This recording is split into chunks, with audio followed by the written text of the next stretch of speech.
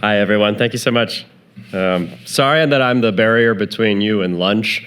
Mike is one of the, Mike Orcutt, where are you? There you are. Mike is one of the few people that dares to tell me, like, we'll give you like 20 minutes. And I'm like, that's a lot of me speaking. He's like, leave some time for questions. Like, okay, before lunch. Anyway, Coin Center is a DC-based nonprofit that's been defending crypto since 2014. Our mission is to defend the rights of individuals to build and use free and open cryptocurrency networks, the right to publish code, to read it, to run it, the right to assemble into peer-to-peer networks, and the right to do all that privately. So a year ago at this conference, back during a time when I think everyone openly admitted was a very dark time for crypto, for privacy, and especially for privacy-preserving crypto, I stood up here and I read a children's story about Tornado Cash that I'd written. This year, oh, this slide has more in it than I thought. That's cool. This year, I'm here to give you a weather report on the current conditions and long-range forecast for crypto privacy in America. Where are we? Like, a lot has happened in the last year. Is it good? Is it bad? Is it very, very tall trees? So, since last year, we've seen Roman Storm found guilty of conspiracy to do unlicensed money transmission. We've seen the Samurai Wallet developers plead guilty to the same charges. I'll talk more about that in a second.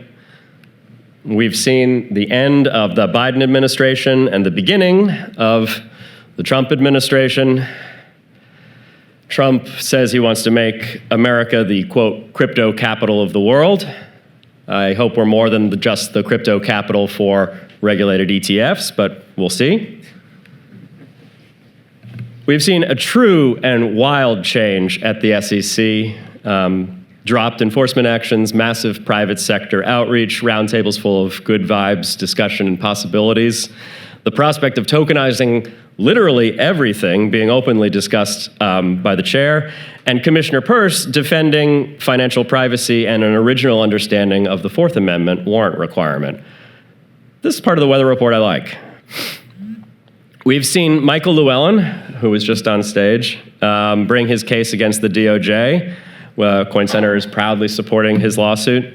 It was originally brought against A.G. Garland at the very end of the Biden administration, and then it's now against A.G. Bondi. Despite this change from Biden to Trump, the DOJ still calls aggressively for his case to be dismissed because they say he doesn't have standing, because they say that he doesn't face a credible threat of enforcement as unlicensed money transmission. And so, what of that credible threat?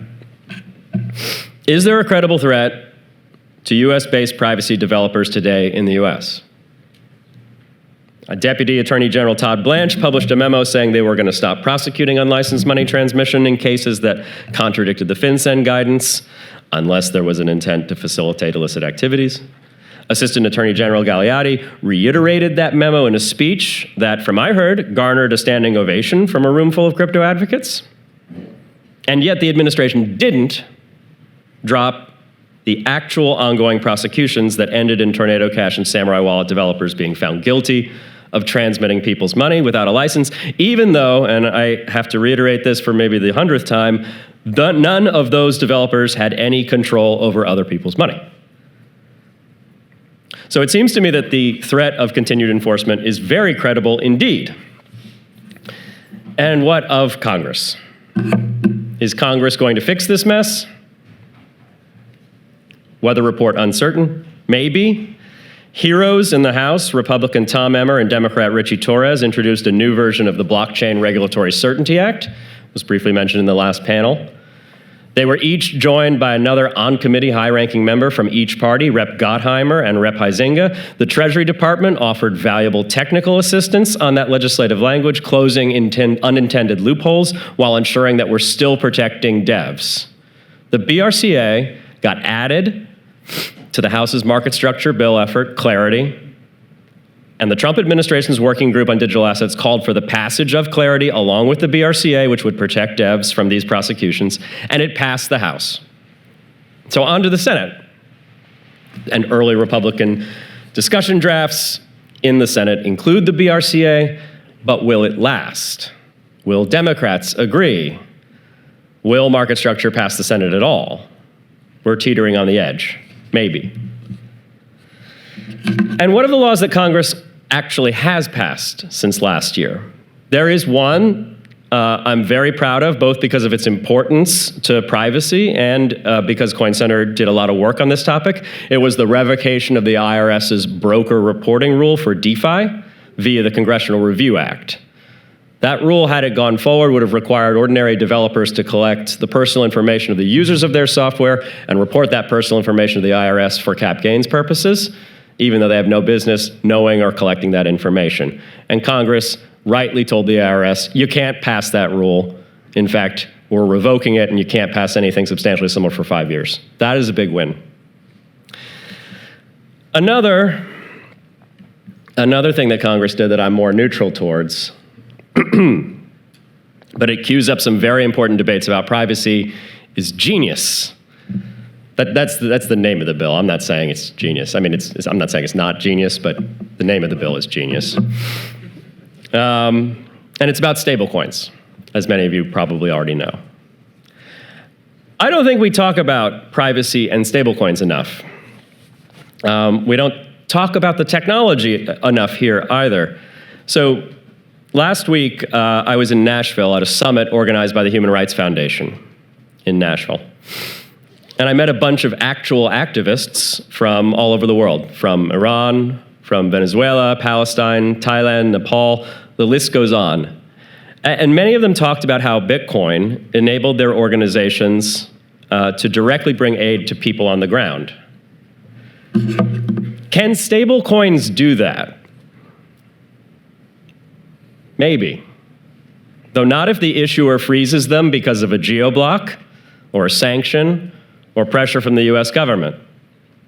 I also met some folks who've been working on federated eCash systems for Bitcoin and Shawmian eCash technology in general. So the thing is, it's very interesting. If you trust the issuer of a digital token, like eCash, like in Sham's original scheme, there's arguably no need for a blockchain. You can do peer-to-peer cash, and you can do it without the technical expense of a blockchain, and also without the privacy issues inherent in a public blockchain where every stablecoin transaction ends up on a public register. So all that got me thinking about stablecoins and CBDCs. Unless we start seeing stablecoins issued on truly private blockchains, the current stablecoin model of recording all user payment transactions on a public blockchain is actually worse for personal privacy than the traditional banking system. And it's effectively exactly as bad for human liberty as CBDCs. So let's not do doublespeak here, say, well, I'm against CBDCs, but I'm in favor of stablecoins. Be specific. So that brings me to the other long-range forecast and what we might be able to do to stop the bad weather. Genius has triggered something that culminated just this week. Treasury asked for comments about how APIs, AI, digital ID, and blockchains could improve anti-money laundering efforts at stablecoin issuers while reducing harm to legitimate privacy interests. It's a very good RFI. Coin Center, as it happens, started thinking about these exact questions at least as early as last winter, and our work recently culminated in a report, Tear Down This Walled Garden, American Values and Digital Identity, co-authored by myself and Ian Myers, co-inventor of Zcash and cryptographer at UMD. In this report, we talk about how bad the existing AML regime is. Oh, I've got Ronald Reagan stuck up there. We talk about how bad the existing AML regime is. It has massive costs, little actual to show in the way of blocked criminal funds, sub 1% by the UN and FATF's own estimates. Worse, it creates a real political and human rights catastrophe wherein payments data is weaponized to identify and control politically vulnerable minorities and activists in totalitarian regimes like Canada. Canada. We then describe a better world where new technologies like verifiable digital credentials, zero-knowledge proofs, and open blockchains are used to create alternate modes of AML, where users own their own identity credentials, where they don't need to repeatedly provide them unencrypted to every institution where they open an account, where they can selectively prove discrete facts about themselves, and where these proofs and credentials can be rapidly composable into effective but minimally invasive risk scores to address evolving money laundering threats without immediate debanking for innocent folks, and hopefully with fewer naive false positives from overtly simplistic identity practices. We also started thinking that we need an initiative dedicated to rapidly identifying potential use cases and specifying technical models for alternative AML, pitching regulators and lobbying Congress to identify these methods as alternatives to the lossy and destructive requirements under the Bank Secrecy Act today. That project is all about American identity and American ideals, so I could think of no better name than the John Hancock Project. John Hancock is the most famous signature in American history, not really the most famous founding father. It's so renowned that it became an idiom. Give me your John Hancock.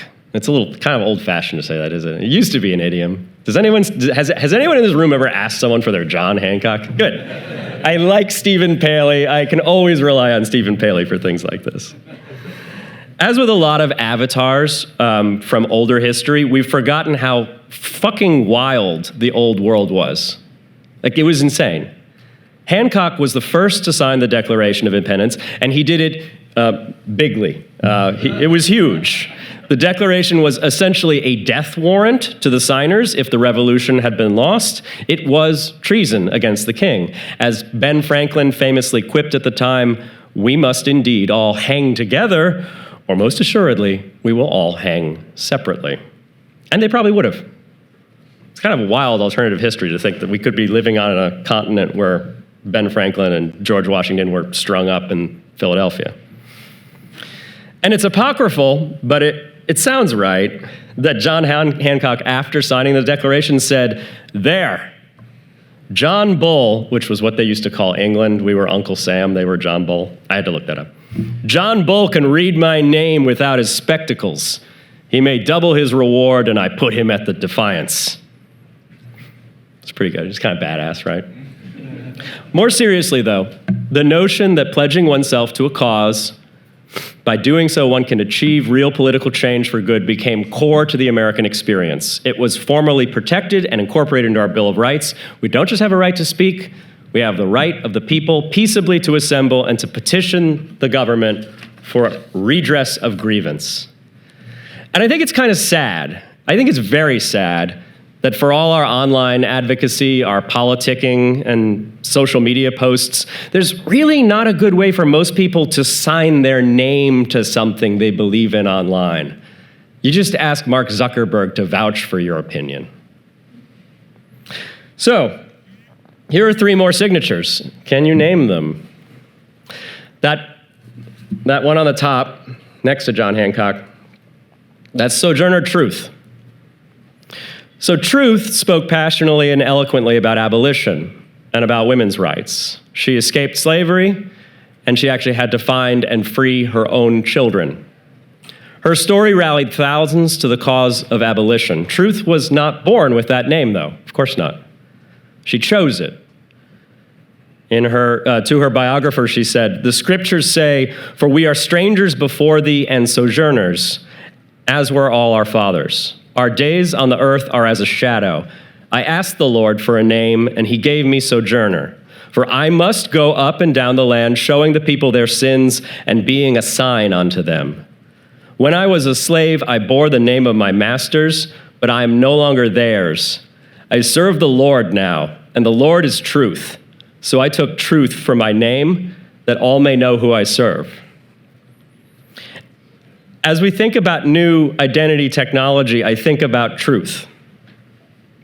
We need technologies that allow those who've been overlooked and outright oppressed to make their own identity, to tell stories that others don't want told.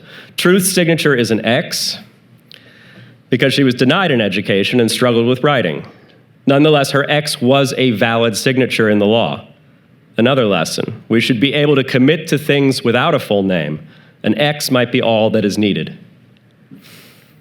The red signature, hard to read, surprisingly. That's Arthur Miller, one of the great American playwrights. Does anyone know what Arthur Miller is famous for not doing? Arthur Miller did not name names. He was dragged before the House Un-American Activities Commission and threatened with Hollywood blacklisting, contempt charges, and other indignities, but he refused to put his name to a list of American Communist Party members. In fact, rather than rat people out, he wrote a whole play about the experience. It's called The Crucible, and it's about the Salem witch trials. Here's a quote. The lead character, John Proctor, is speaking. "Because it is my name, because I cannot have another in my life, because I lie and sign myself to lies, because I'm not worth the dust on the feet of them that hang. How may I live without my name? I've given you my soul. Leave me my name." As we think about new identity technologies, I think about Arthur Miller and John Proctor, about how names and signatures matter as much in one's ability to sign something as in one's refusal to sign something, to stay anonymous or to stay uninvolved, to commit to not doing something. I think about Giles Corey and how badly the corrupt town government of Salem wanted him to confess, that they tied him to the ground and piled stones on his chest, and that when they asked him to confess, he spit at them and said, "More weight," and that he died like that. Finally, everyone here should recognize the last signature, Satoshi Nakamoto, alongside a proof of work calculation, perhaps the first example of a truly indelible and unforgeable digital signature, made in protest of a broken financial system that had debased the currency and stolen our agency, our ability to transact peer-to-peer.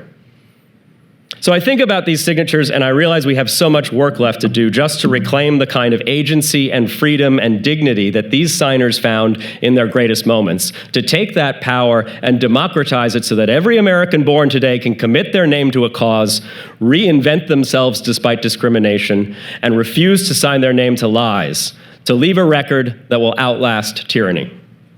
So if you're inspired by these ideals, join me in building the John Hancock Project and support Coin Center's work to defend these technologies of freedom and privacy. Thank you very much.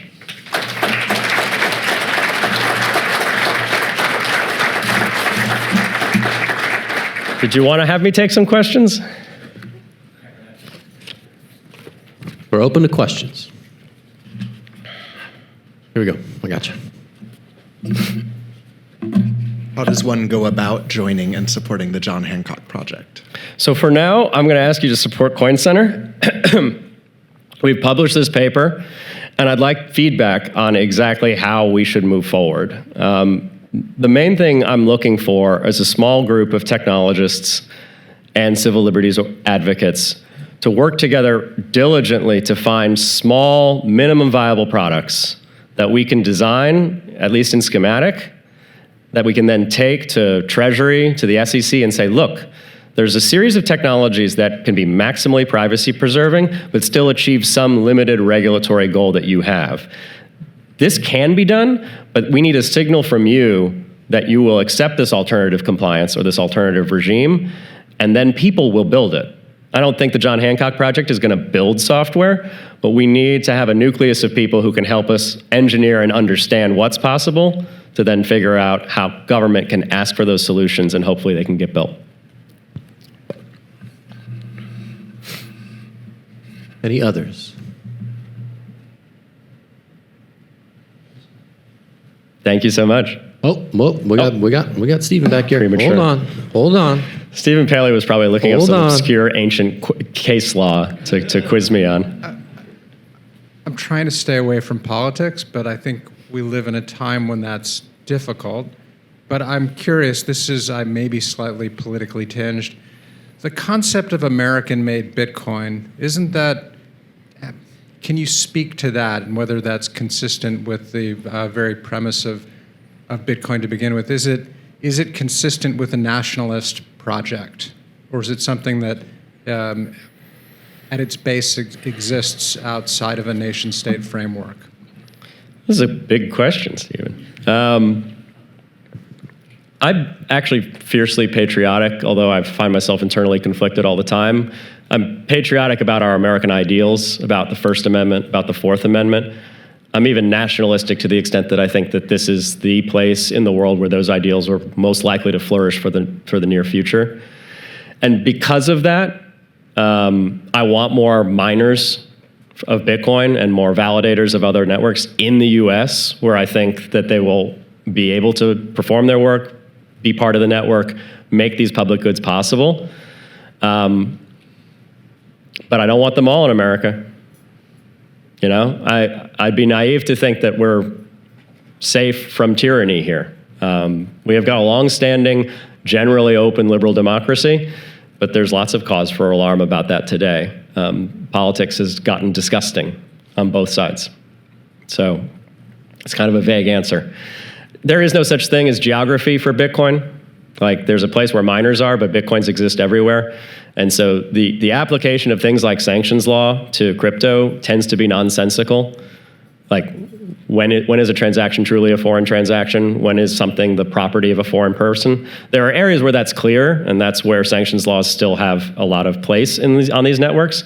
Obviously, Coin Center thinks there's no place for sanctions laws in telling Americans which technologies they can and cannot use, which is why we brought a lawsuit to oppose the Tornado Cash sanctions. And we would bring similar lawsuits if there were geographic requirements for Bitcoin usage or Bitcoin mining, or which miners you could feed your transactions to on the Bitcoin network, or anything along those lines.